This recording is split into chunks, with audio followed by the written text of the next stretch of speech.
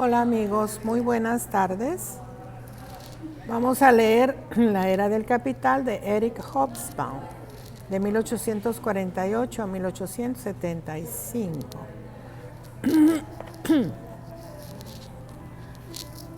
A principios de 1848, el eminente pensador político francés Alexis de Tocqueville se levantó en la Cámara de Diputados para expresar sentimientos que compartían la mayor parte de los europeos.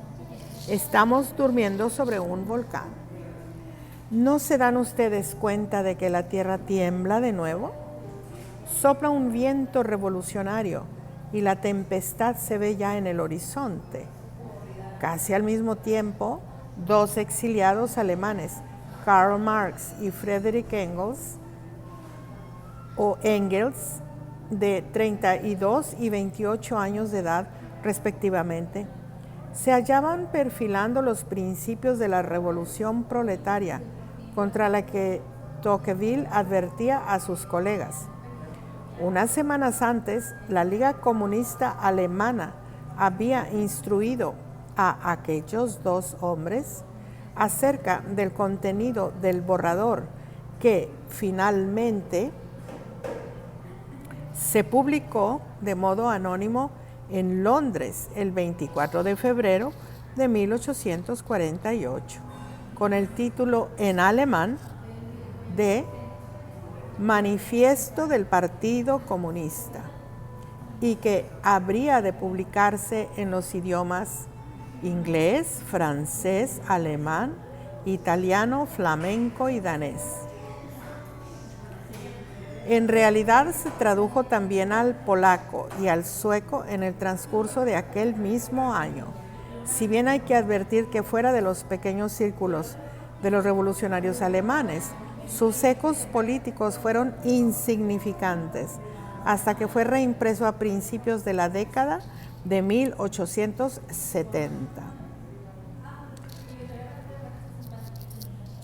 A las pocas semanas, de hecho, en el caso del manifiesto, a las pocas horas, las esperanzas y temores de los profetas parecían estar a punto de convertirse en realidad. La insurrección derrocó a la monarquía francesa, se proclamó la República y dio comienzo la Revolución Europea. En la historia del mundo moderno se han dado muchas revoluciones mayores y desde luego buen número de ellas con mucho más éxito. Sin embargo, ninguna se extendió con tanta rapidez y amplitud, pues ésta se propagó como un incendio a través de fronteras, países e incluso océanos. En Francia, centro natural y detonador de las revoluciones europeas, La Era de la Revolución, capítulo 6, páginas 126-127, la República se proclamó el 24 de febrero.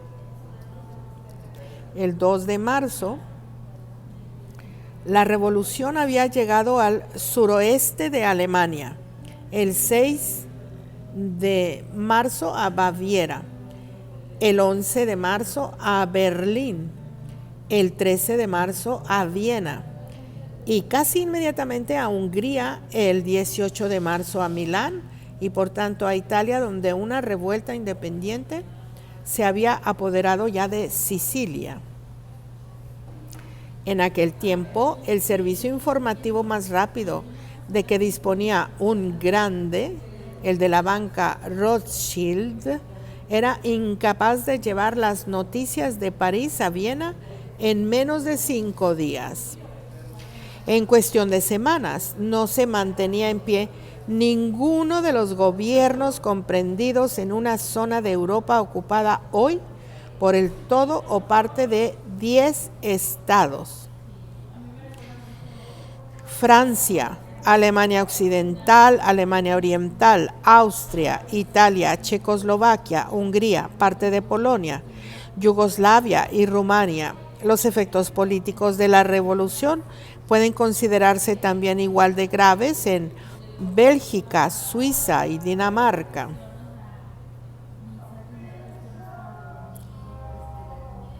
Por otro lado, la de 1848 fue la primera revolución potencialmente mundial, cuya influencia directa puede detectarse en la insurrección de Pernambuco en Brasil y unos cuantos años después en la remota Colombia.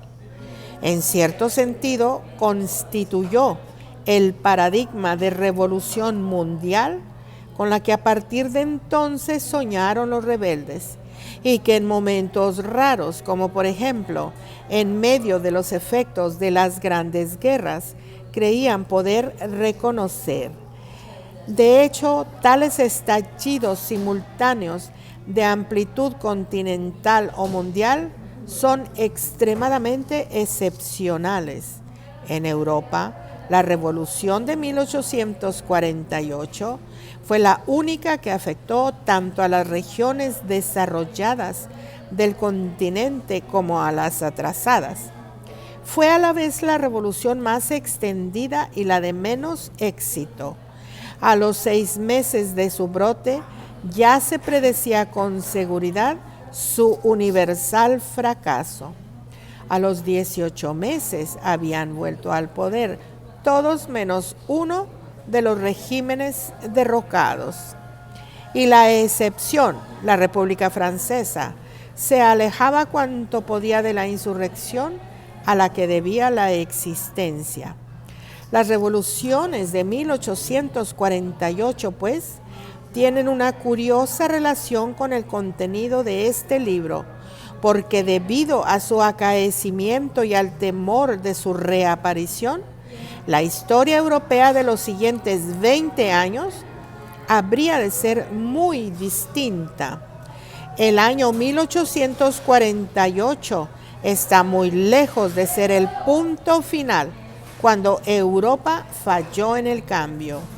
Lo que Europa dejó de hacer fue embarcarse en las sendas revolucionarias y como no lo hizo, el año de la revolución se sostiene por sí mismo. Es una obertura, pero no la ópera principal. Es la entrada cuyo estilo arquitectónico no le permite a uno esperar el carácter de lo que descubriremos cuando penetremos en este estudio. Bien, la próxima vez que leamos este libro va a ser en la página 23, en la parte 2, donde dice que la revolución triunfó en todo el gran centro del continente europeo, aunque no en su periferia. Espero que esto sea de su interés. Gracias por acompañarme.